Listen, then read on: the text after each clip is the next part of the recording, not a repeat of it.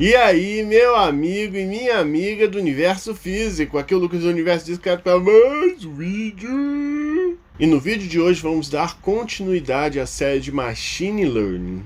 Eu tô conseguindo gravar vários vídeos assim seguidos, estou num ritmo bom, né? Fim de semana, feriado, greve, tudo isso ajuda um bocado. E o que eu vou mostrar aqui para vocês hoje? Eu vou falar de mais um tipo de regressão. Calma que tá acabando, eu sei que tem muita regressão para se discutir. Eu vou discutir só as principais. E a regressão que eu vou falar hoje é da regressão de vetor suporte. Essa regressão é muito baseada na máquina de vetor suporte, que até tem vídeo para o canal. Eu até recomendo que você assista o vídeo de máquina de vetor suporte, porque lá eu explico bem como é que funciona esse método. E basicamente você tem uma máquina de vetor suporte aqui adaptada para uma regressão. Pois como a gente sabe, a regressão, diferentemente da classificação, nessa primeira você tem rótulos reais, enquanto na classificação você tem rótulos inteiros. Como assim? Por exemplo, imagina que você está criando um algoritmo de classificação para classificar se uma imagem médica tem câncer ou não. Essa imagem pode ser classificada no conjunto 0, que é sem câncer, ou o conjunto 1, com câncer. Então você tem rótulos inteiros bem definidos aí. Ou você vai para o conjunto 0 ou vai para o conjunto 1. Na regressão não existe isso de conjunto 0 e conjunto 1. Cada amostra do seu conjunto é rotulada por algum valor real, que é o meu conjunto y, o conjunto de variáveis dependentes.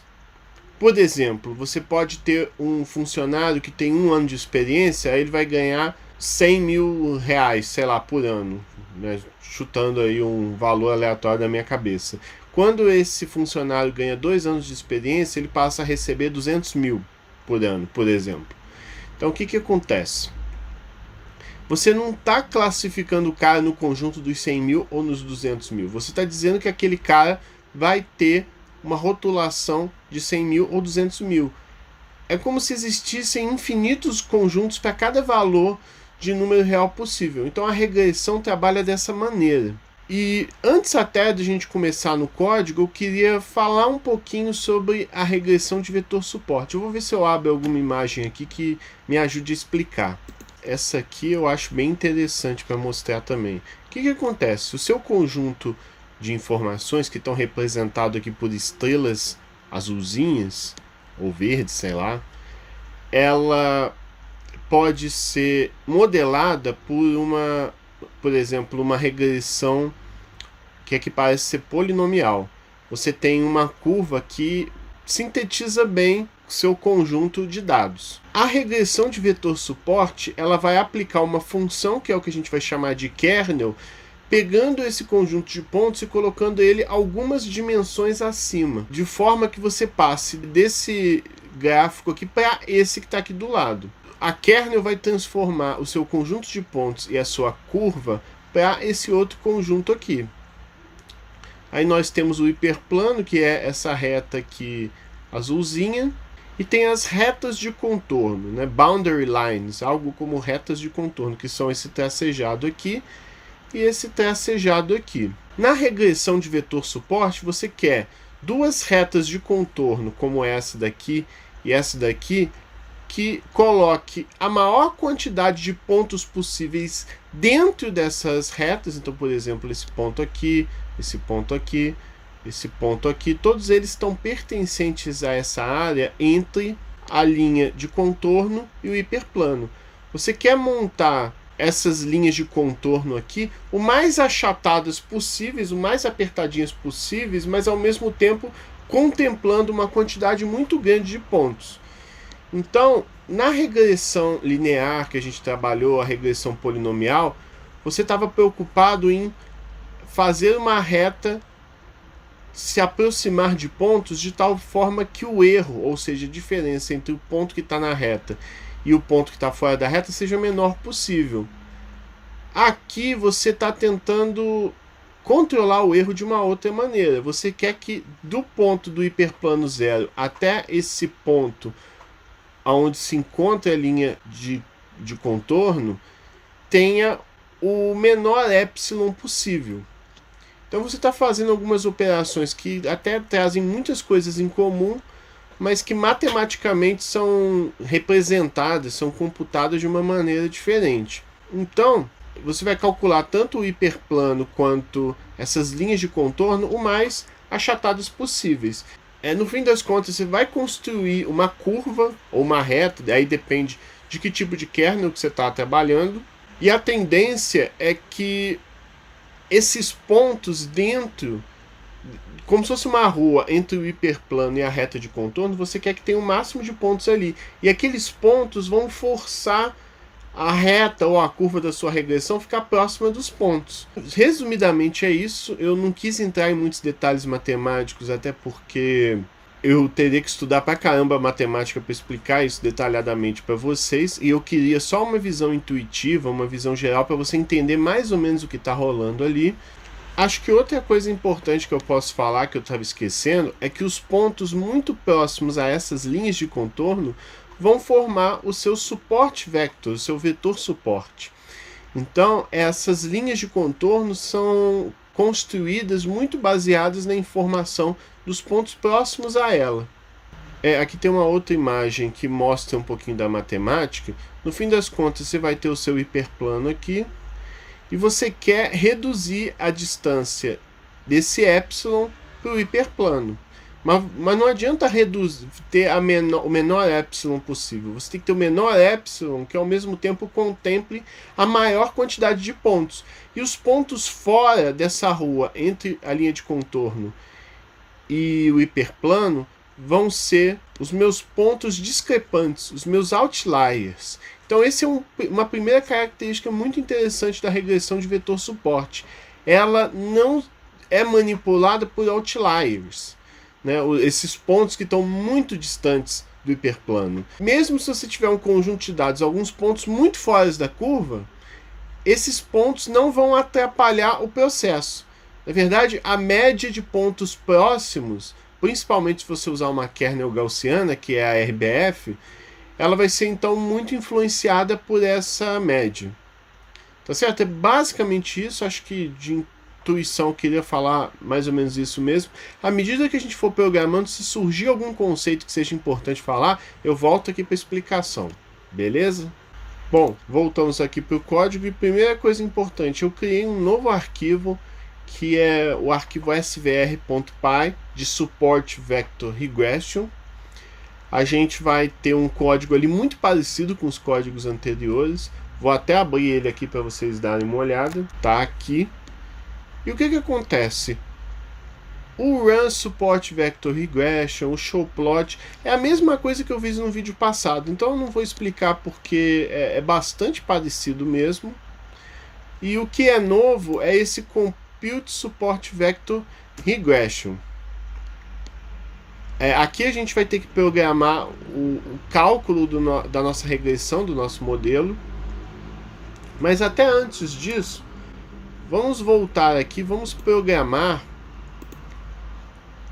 no nosso Jupyter o exemplo propriamente dito dessa regressão de vetor suporte aí. No fim das contas, essa regressão linear aqui não se vai fazer necessária. A gente só precisa importar o Preprocessing e o SVR. E como bem parecido com o que a gente fez em vídeos anteriores, a gente vai rodar aqui o Run Support Vector Regression Example, passando aquele mesmo arquivo, aquele arquivo de salários, Salary CSV. Esse cara vai virar uma função aqui, passando o nome do arquivo. É bem parecido com o que a gente fez no vídeo anterior. E aqui mesma coisa, vai ser o start time, time.time. Aí a gente vai ter o nosso x, o nosso y e o CSV, que vai ser lido pelo load dataset, file name. Aqui vai ser o elapsed time, que vai ser o tempo atual menos o tempo anterior. E vamos printar o tempo do load dataset, que vai ser o meu elapsed time, tantos segundos. Beleza, isso aqui a gente já fez 500 vezes, né? Não vale a pena repetir. Aí o que nós vamos fazer? Vamos pegar emprestado esse cara aqui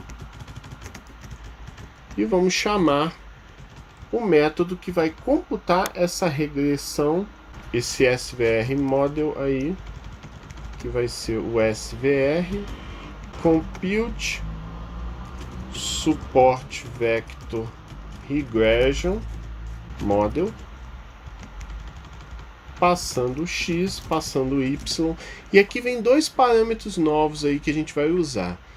Como eu falei para vocês, nessa regressão, você vai ter que pegar o seu conjunto de pontos que está aqui e representar ele numa outra dimensão. Por exemplo, sei lá, vamos supor, aqui você tem, vamos supor, uma curva de grau 3.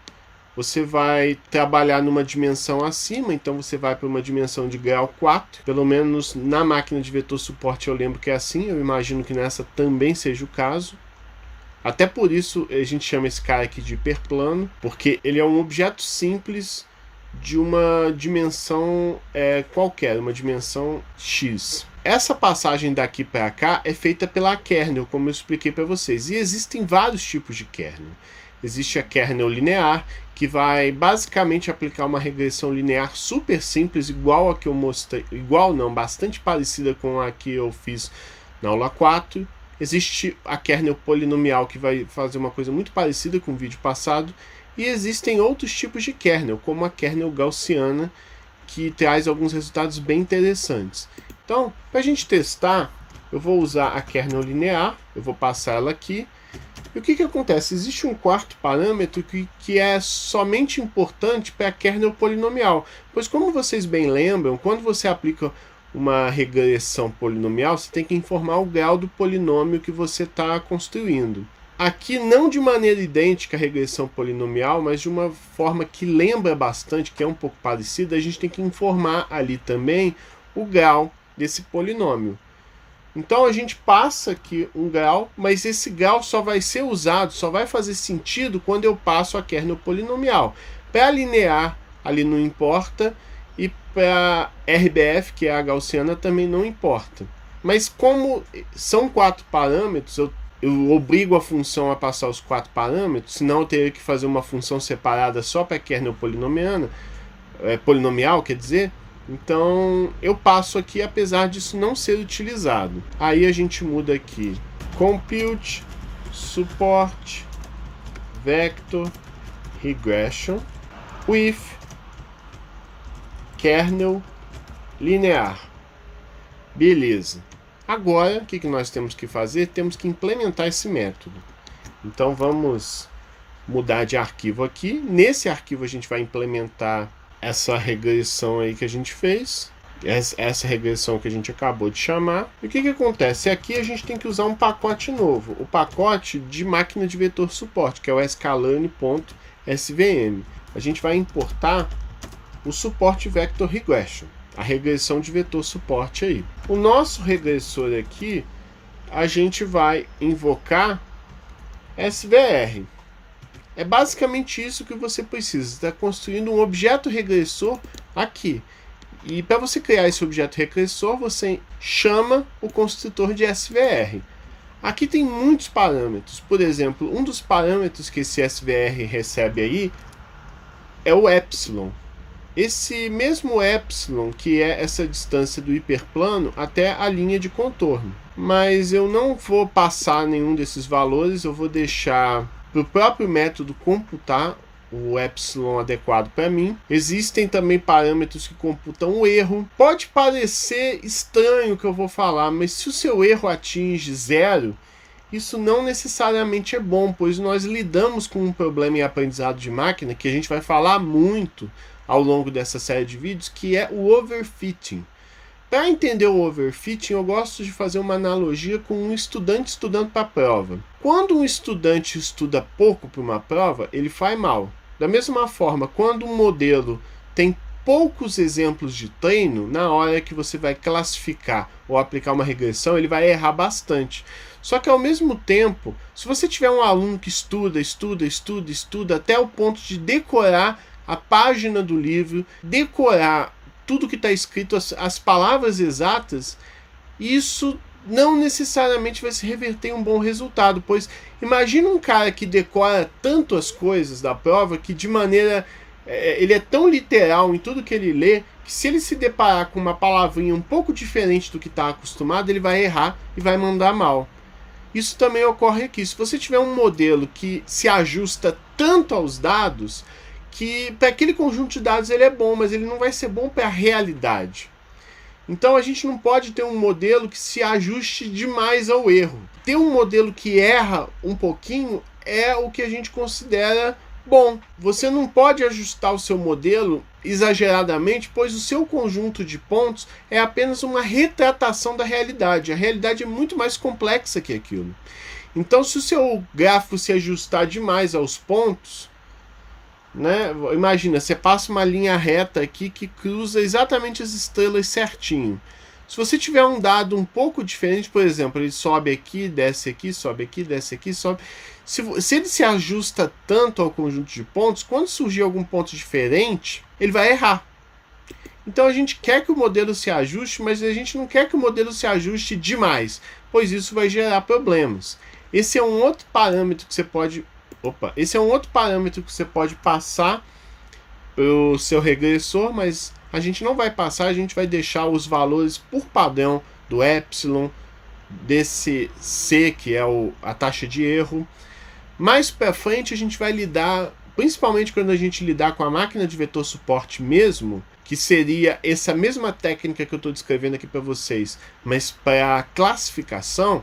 Aí a gente trabalha melhor com esse conjunto de erros e tudo mais, até porque é difícil você saber qual que são os parâmetros ideais para o seu problema. Normalmente a gente tem que testar extensivamente todos, até achar um conjunto que represente bem. Mas tem um parâmetro que eu vou passar aqui, que vai ser a kernel K. Então a gente vai testar 3 kernels diferentes nesse vídeo aqui. Só que tem uma questão. Se a kernel que a gente tiver passado for a poly de polinomial, aí a gente vai ter um regressor um pouco diferente. A gente vai ter um regressor que não só vai ter a kernel poly, mas também vai ter um grau D. Você só vai cair no else aqui quando a kernel for qualquer coisa diferente de polinomial. E nesses casos, que vai ser o caso da kernel RBF, vai ser o caso da kernel linear, você vai cair aqui nesse else.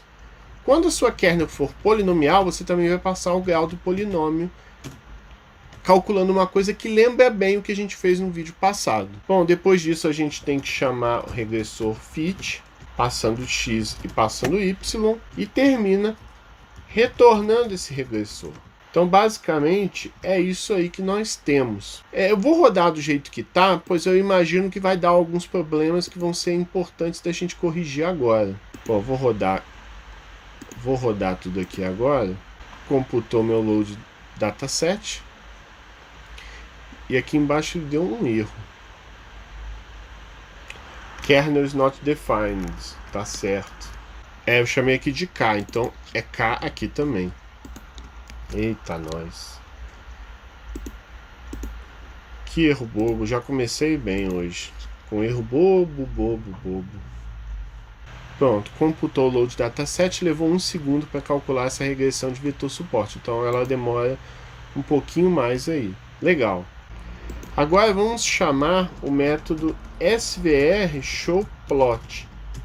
Nós vamos passar x, y, o mesmo x, e o svr model.predict passando aquele mesmo x.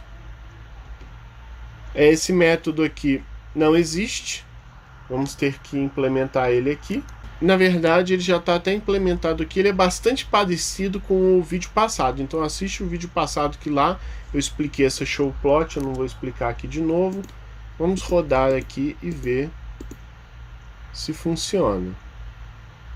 Bom, como a gente pode ver aí, deu um problema. Você tem uma reta que não está modelando nada. Aqui claramente deu um erro. E que erro foi? Foi um erro, na verdade, de pré-processamento, que eu esperava que fosse acontecer mesmo. Vamos adicionar aqui um método que a gente não usou até agora, mas finalmente vamos usar, que é o Feature Scaling, a minha normalização. Pois é, meus amigos, esse método deu problema, pois nós não normalizamos o nosso conjunto de dados. O que acontece? Vamos lá. Tudo que você realiza no seu modelo aqui, calcular a reta e tudo mais, envolve computar distâncias. Distância do ponto para a reta, que vai determinar o meu erro. Então a gente acaba aplicando muita distância euclidiana. E como vocês podem perceber aqui, você tem uma diferença brutal de escalas. Enquanto no seu X você tem experiência que é 2, 3, 4, 5 e 6, você tem no Y valores muito discrepantes, 40 mil, 60 mil, 80 mil, 100 mil, 120 mil, que dá muita diferença. Essas diferenças são resolvidas lá internamente pelo modelo, de tal forma que o Feature Scaling na regressão linear, na regressão polinomial, você não precisa se preocupar. Mas os métodos que temos aqui não computam essa normalização, ou seja, representar os valores aqui entre 0 e 1, ou seja, a experiência em anos vai começar em 0 e terminar em 1, e o dinheiro vai começar em 0 e terminar em 1 aqui em cima.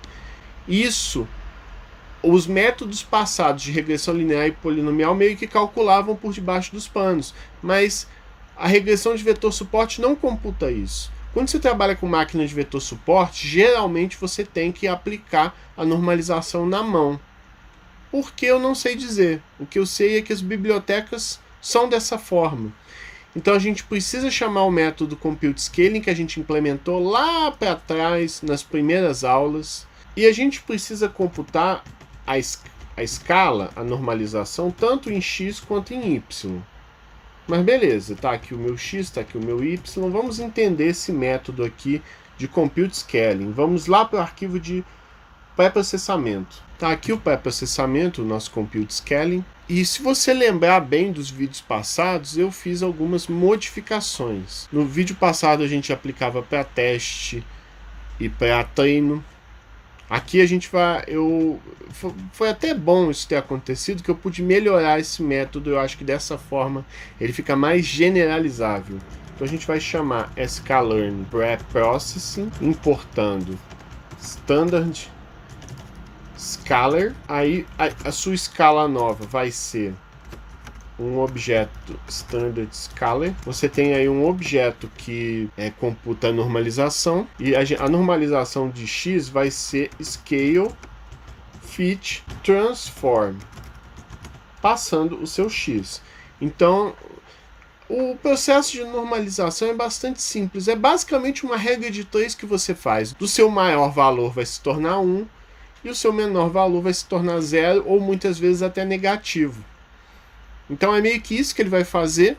No fit ele vai computar essa regra de 3, vamos dizer assim, e o transform é ele que vai transformar o seu conjunto X em um X normalizado. Aí você retorna tanto o X quanto o objeto de escala. Talvez vocês estranhem, mas por que você está retornando o objeto que computa a normalização? Vocês vão entender. Vai surgir algo no nosso código que torna esse objeto aí extremamente necessário. Bom, computei as escalas aqui. Vamos rodar de novo e ver se vai funcionar. Deixa eu rodar aqui, dar um restart em toda a kernel, que às vezes acontece isso. É até bom vocês saberem. Às vezes você modifica em outro local e o Jupyter não atualiza. Então você tem que dar um restart em tudo para ele achar certinho. Tá, ele está falando aqui que esperava uma matriz, mas ele recebeu um vetor no lugar. Esse erro eu estava esperando que acontecesse mesmo, ele tem que ocorrer, porque eu prefiro dar o erro e mostrar como a gente conserta do que mostrar tudo funcionando já, que aí a gente não entende direito o que aconteceu. Então o problema aí é o seguinte: eu não posso passar um vetor, eu tenho que passar uma matriz. Esse método que eu criei, na verdade... essa ferramenta que computa a normalização só trabalha com matrizes e não com vetor. Então a gente vai dar um reshape. Vamos representar esse cara aí como uma matrizinha. Eu vou até fazer o seguinte, para vocês verem. Vamos imprimir aqui o y_shape, só para a gente dar uma olhada. Então, o shape é um vetor de 30 elementos e sem uma dimensão aí definida. Agora nós vamos fazer o seguinte, vamos chamar np.reshape, passando o y, dizendo que ele tem a quantidade de linhas que ele tem e uma dimensão. Eu vou até pegar esse cara aqui emprestado e vou chamar o shape dele. Então vamos rodar aqui. Tá vendo? Ele passou a ser um cara de 30 posições e uma dimensão. Agora ele entende e parou de dar erro. Eu vou até fazer o seguinte aqui, ó. Vou fazer a receber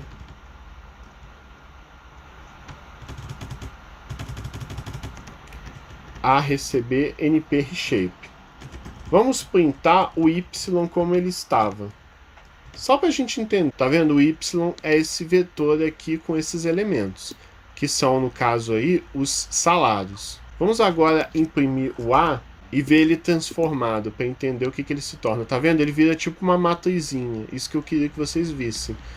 Porque essa nossa ferramenta aí de scaling só entende uma matrizinha. Beleza, acho que deu para entender, né? Vamos rodar aqui. Aí ele deu um outro warning aqui. Até funcionou, né? Vocês podem ver aí que ele mostrou direitinho uma reta modelando bem esse conjunto de pontos aí que a gente tem. Só que ele deu um warning aqui de conversão de dados. Esse erro está acontecendo porque o nosso regressor, quando a gente chama fit, quer ver? Vamos voltar aqui. Quando a gente chama fit aqui, o y está sendo passado aqui como matriz, porque a gente fez a conversão ali para a matriz. Né? A gente aplicou um reshape e o y retornou aqui como uma matriz. Mas o fit aqui espera um y como vetor. Então o que nós vamos fazer? Vamos chamar o método Ravel para transformar esse cara aqui em vetor de novo. Ele vai deixar de ser uma matriz e vai virar um vetor. E aí aquele erro vai sumir. Vamos dar um restart aqui para funcionar. Quando vocês forem fazer modificações em um arquivo externo igual eu estou fazendo, vocês têm que dar um restart para funcionar direitinho. Ah lá, computou, legal. Levou até 0.09 segundos. Ué, eu não mudei aqui, ó. Verdade. Aqui é Compute Scaling. Eu esqueci de mudar esse print aqui. Beleza. Agora sim, Compute Scaling levou 0 segundos. Só que tem uma coisa estranha aqui. Não sei se vocês estão percebendo, mas olha o meu gráfico. Ele está normalizado também. Está variando de 0 a 2, 0 a menos 1,5, menos 1,5, 0, 1,5. Então, eu tenho que destransformar. Eu apliquei o scaling, ali eu tenho que destransformar esse meu x e y para exibir no meu gráfico. E como que eu faço isso? Aqui, para a gente entender bem, a gente teria que mergulhar em matemática. Uma matemática que, eu vou ser sincero, eu não domino. É fácil entender como se resolve esse problema aqui. Para isso, eu preciso desse scale x e esse scale y.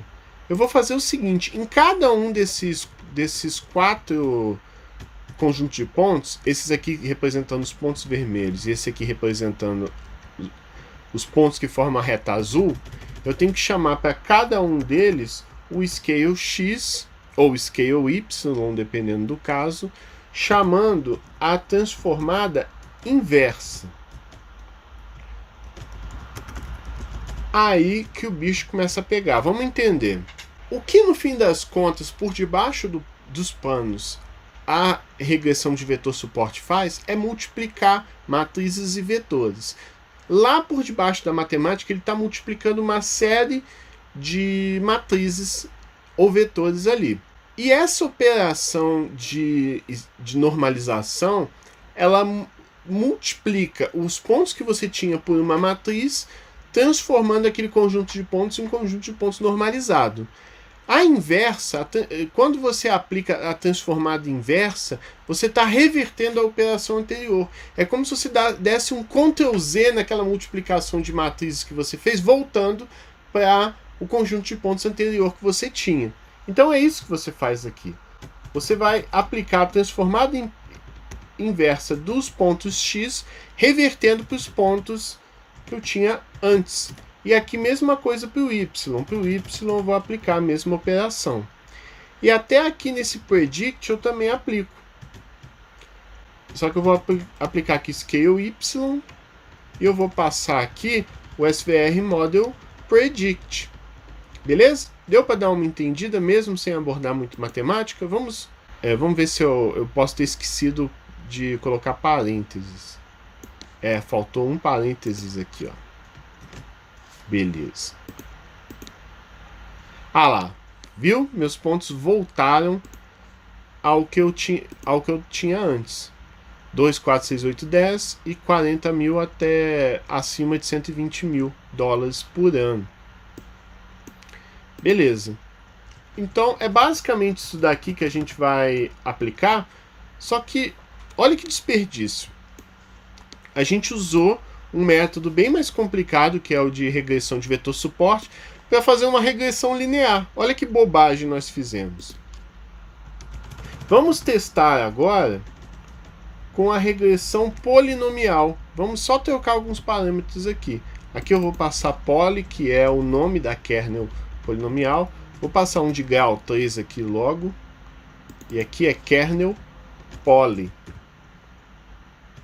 E o show plot a gente vai passar a mesmíssima coisa. Vamos ver se isso daqui vai funcionar do jeito que tá. Ah lá, funcionou. Só que cuidado que isso aqui é diferente da regressão polinomial.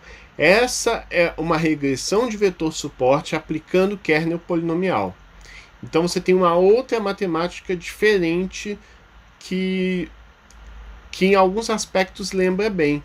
Mas como a gente pode ver, a polinomial aqui foi até ruim. Talvez o grau 3 que eu tenha escolhido não tenha sido uma boa. Vamos tentar grau 2 aqui. Vamos ver se melhora. Grau 2 ficou horrível também. No fim das contas, para esse conjunto de dados aqui, o que acontece? Não é que a kernel polinomial é melhor ou pior que a kernel linear, mas a kernel se ajusta aos pontos, e para um determinado conjunto de pontos, uma kernel pode ser melhor que a outra. Por isso que é interessante você aplicar as diferentes kernel, testar todos os casos e ver em quais o erro é menor. Está se tornando obrigatório fazer esse vídeo para explicar o erro, né? Eu vou fazer. A gente vai entender como que a gente escolhe. O que eu pretendo fazer? Eu pretendo explicar para vocês as regressões primeiro e depois, lá no finalzinho, no último vídeo de regressão, eu vou mostrar para vocês como que a gente aplica todas as regressões e escolhe a que melhor se adapta ao seu conjunto de dados. Bom, aqui eu vou aplicar a kernel RBF, que é a kernel gaussiana. Aqui não importa o valor que você passe não, tá? A kernel gaussiana é ela que se ajusta melhor.